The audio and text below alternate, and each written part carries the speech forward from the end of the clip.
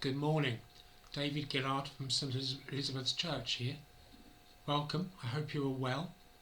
This is the next of our short talks and readings to be had in conjunction with our midweek communion service. So, reading from Luke chapter 24, verses 13 to 35. Now, that same day, two of them were going to a village called Emmaus, about 7 miles from Jerusalem. They were talking with each other about everything that had happened. As they talked and discussed these things with each other, Jesus himself came up and walked along with them, but they were kept from recognizing him. He asked them, "What are you discussing together as you walk along?" They stood still, their faces downcast. One of them, named Cleopas, asked him, "Are you only a visitor to Jerusalem and do not know the things that have happened there in these days?" "What things?" he asked. "About Jesus of Nazareth," they replied. "He was a prophet, powerful in word and deed before God and all the people. The chief priests and our rulers handed him over to be sentenced to death, and they crucified him.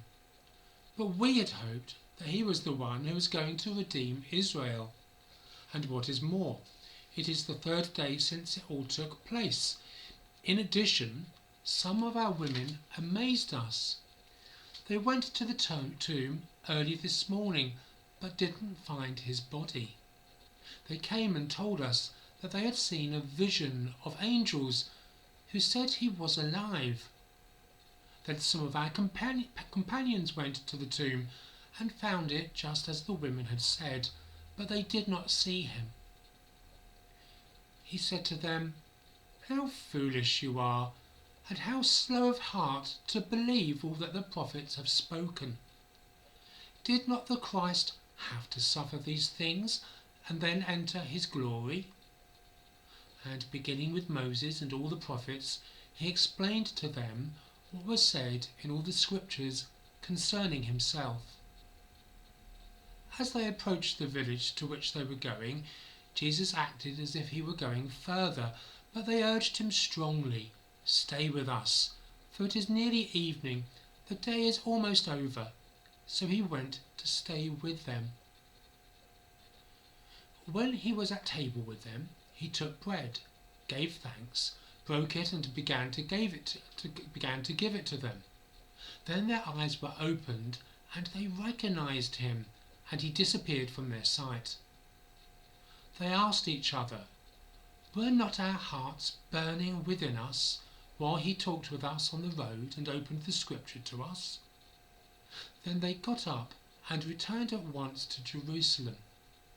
There they found the 11 and those with them assembled together and saying, "It is true, the Lord has risen and has appeared to Simon."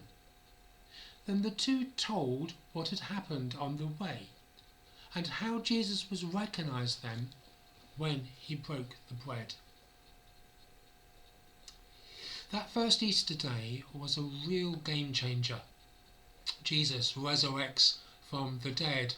That one act affects all of space and time, the entire created order, and within that our personal relationships and the relationship that we can each have with God.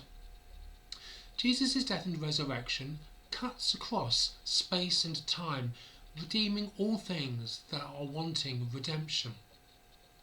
By redemption, that very churchy word, I mean that God sorts out the opportunity for us to have a relationship, a friendship with him, should we want to accept that. Easter Day changes the whole course of space and time. It must do. How? The other day I was watching the BBC News channel, and because of the lack of different news and probably a lack of production staff, they replayed a piece to do with how much free will we may or may not have. the presenter also started to talk about the space-time continuum. Now, if I've got this bit right, one of her contributors was saying that we look at space and time all wrong. We look at space, distance, size as one variable, and then we look at time as something completely different. But what we should be doing is standing back and seeing space and time all together as one. Space and time are absolutely related to one another. Now, that might sound a bit daft, a bit too big to contemplate, but evidently there are scientists who say that we should do that. We need, at some level, to consider the whole of everything, somehow. Of course, we can't. It is beyond our comprehension. Yet actually, that's more like how God views the creation. A cosmic snapshot of space and time all together. We talk about God's omnipotence, his complete understanding of everything, like a craftsperson who sees the end project before it has even begun. God sees that bigger picture. So the events of that first Easter must affect everything at that level too. It must do. The Son of God, we're told, was involved in creation and is very much involved in its redemption. Now that might feel a bit too mind-boggling to consider on a Wednesday morning, but having a video talk, well, you can listen to this more than once, and then you can go and Google space and time continuum for the sheer fun of it if you want, and then reflect that back into what we know of God. He is omnipotent. But just what does that have to do with the beautiful story of the Emmaus Road? God knows everything. Jesus' death and resurrection affects absolutely everything. And yet, within all that, Jesus has the opportunity to walk alongside two people walking away from Jerusalem. Wow!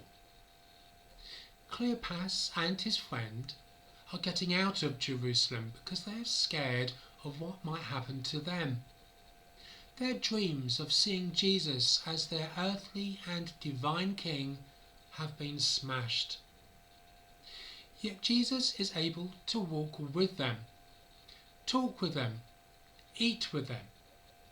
They don't recognize Jesus, but why should they? They believed him to be dead. Yet at that moment when they eat together, they recognize Jesus and they hurriedly return to Jerusalem.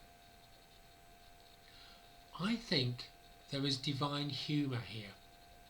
I imagine Jesus smiling to himself after the event. The ta-da moment must have brought a smile to Jesus' face. There was no thunderbolt of lightning, very, very frightening reveal. Rather, when all seemed lost to Cleopas and his friend, there is a slower revelation which completely surprises them and turns their lives around. Physically, they went back the way they had come, to return to Jerusalem. This is an amazing story.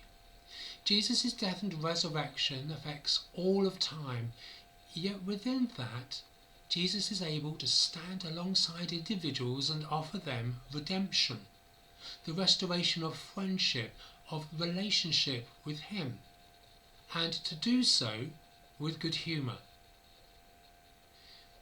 Now, to bring this to our place within time at this moment, and being aware that God does see the bigger picture. We do not fully understand why the virus has happened as it has. God can see the bigger picture, where this sits between all manner of cosmic events. Now, that doesn't mean that God started the pandemic. That wouldn't be very loving. or that he is powerless to resolve it. But what we don't see is that bigger picture of all space and time held together and redeemed because of that first Easter. And within all that, when at this time when all seems dark and lost, and we want to run away from all that faces us, Jesus is still able to come alongside us, walk with us, explain who he is to us, and for us to respond. Okay, that won't be in the manner that we have read in this episode, but it may be through the conversations we have with one another, through what we read about Jesus, through our prayerful conversations, that something of the story of the Emmaus Road will come alive for us too.